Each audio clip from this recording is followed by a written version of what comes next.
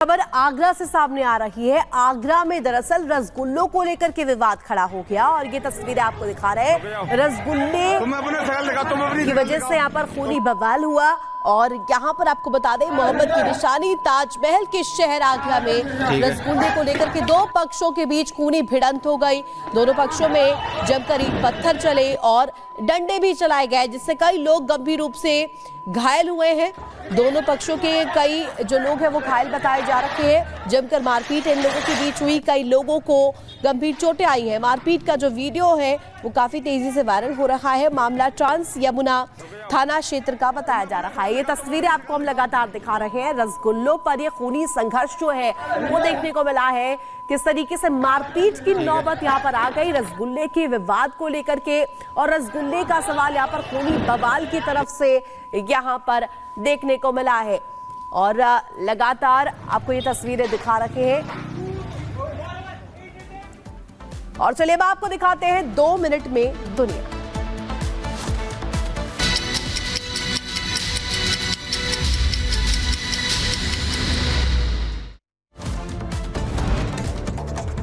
Canada के Brampton में हिंदू मंदिर के बाहर हंगामा। खालिस्तान समर्थकों ने श्रद्धालुओं से की मारपीट। उपद्रवियों ने मंदिर में तोड़फोड़ की भी कोशिश की।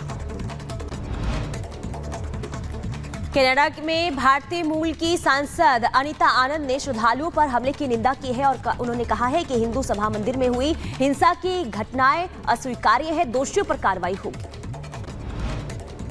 ब्रैम्पटन में मेयर पैट्रिक ब्राउन ने हमले की निंदा की है। एक्स पर पोस्ट कर लिखा, कनाडा में हर किसी को अपने पूजा स्थल में सुरक्षित महसूस करना चाहिए। दोषी पाए जाने वालों के खिलाफ कार्रवाई होगी।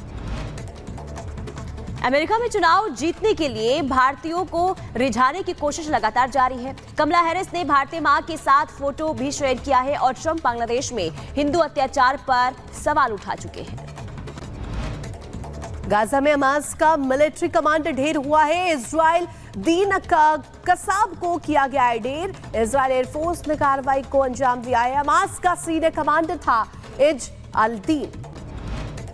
इजराइल ने लेबनान के बालबेक शहर पर फिर किए हवाई हमले। कई लोगों के मारे जाने की खबर। हमले से पहले कई इमारतों को खाली कराने की चेतावनी दी।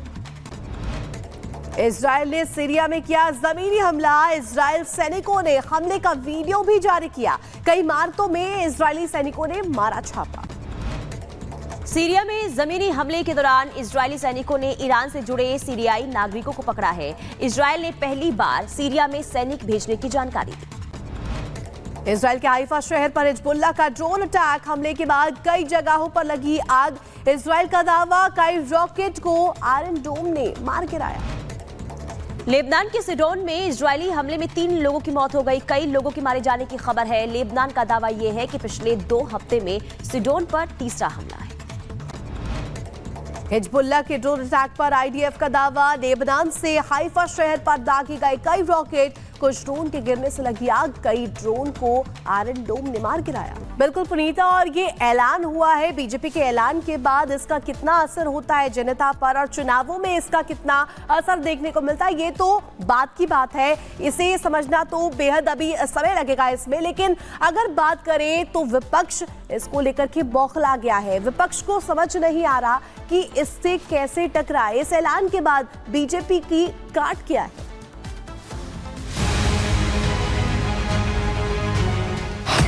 झारखंड में अब की बार घुसपैठ पर आर पार। घुसपैठ के खिलाफ यूनिफॉर्म सिविल कोड का हथियार होगा इस बार करारा प्रहार। झारखंड चुनाव में घुसपैठ का मुद्दा विपक्ष के लिए बड़ी मुसीबत बन रहा है। बीजेपी पहले ही इस मुद्दे पर अपना स्टैंड साफ कर चुकी है और कहीं ना कहीं इस मुद्दे पर विपक्ष की चुप्पी उसके खुद के लिए परेशानी बनती जा रही है। ऐसे में हेमंत सरकार तिलमिला उठी है और अब बीजेपी के बाण की काट तलाशने में जुट चुकी है। हमने कहा ना एनआरसी चलेगा ना यूसीसी चलेगा, यहाँ चलेगा तो सीएनटी एक्ट चलेगा, एसपीटी एक्ट चलेगा और पेशा कानून चलेगा। झारखंड में पहले चरण की वोटिंग को अब सिर्फ 10 दिन का वक्त बचा है। 10 दिनों में होने वाले चुनाव प्रचार के लिए सियासी पार्टियां अपने दांव पेच सेट कर रही हैं। एक तरफ बीजेपी घुसपैठियों को बाहर निकालने का दावा कर रही है, तो दूसरी ओर ये भी दावा कर रही है कि आदिवासियों पर यूनिफॉर्म सिविल कोड लागू नहीं होगा। झारखंड में यूसीसी जरूर आएगा। हमारी सरकार झारखंड में यूसीसी लाएगी, मगर यूसीसी से आदिवासियों को पूर्णतया हम बाहर रखेंगे। कोई आदिवासी के अधिकार और कानून को यूसीसी से हम नहीं छेड़ेंगे। झारखंड प्रचार में पहले ही एकजुटता के मुद्दे पर बीजेपी मजबूती से प्रचार कर रही है। बीजेपी के बटोगे तो कटोगे वाले बयान का तोड़ अब तक विपक्ष के हाथ नहीं लगा है। एक रहेगा तो सेफ रहेगा। राहुल गांधी ने हिंदू समाज को बांटने के लिए निरंतर प्रयास कर रहा है। झारखंड में घुसपैठिया आते हैं। हमारे आदिवासी समाज, हिंदू समाज का अस्मिता को खतरा में पहुंचा दिया है। घुसपैठिया आपका जमीन, आपका बेटी, रोटी माटी बेटी तीनों को छीन के लेके जाएगा। झारखंड में पहले ही हिंदुत्व के मुद्दे पर बीजेपी से लड़ना विपक्ष के लिए मुश्किल था और अब यूनिफॉर्म सिविल कोड के ऐलान के बाद ये लड़ाई और भी ज्यादा कठिन हो गई है। देखना होगा कि विपक्ष के पास इस मुद्दे को टक्कर देने जैसा कुछ है भी या फिर नहीं। Bureau report, Republic Bharat. और चलिए अब बात कर लेते हैं दिल्ली की। दिल्ली में विधानसभा चुनावों की तैयारियों के बीच सियासी पारा जो है वो बहुत हाई है और मौका है छठ का। छठ को लेकर के दिल्ली में तैयारियों को लेकर के दरअसल अब बीजेपी और आम आदमी पार्टी आमने सामने आ गई है। बिल्कुल, देखिए बीजेपी लगातार ये आरोप लगा रही है कि आम आदमी पार्टी ने अपने वादे अभी तक पूरे नहीं किए हैं, यानी कि आधे अधूरे वादे पूरे किए हैं। इसके अलावा ये भी कह रही है कि छठ पर्व को लेकर जो तैयारियां हैं उसमें भी अभी जो है लापरवाही दिल्ली सरकार की तरफ से देखने को मिल रही है। जबकि आम आदमी पार्टी का ये आरोप है कि बीजेपी पर्व को लेकर सियासत कर रही है। रिपोर्ट देखिए।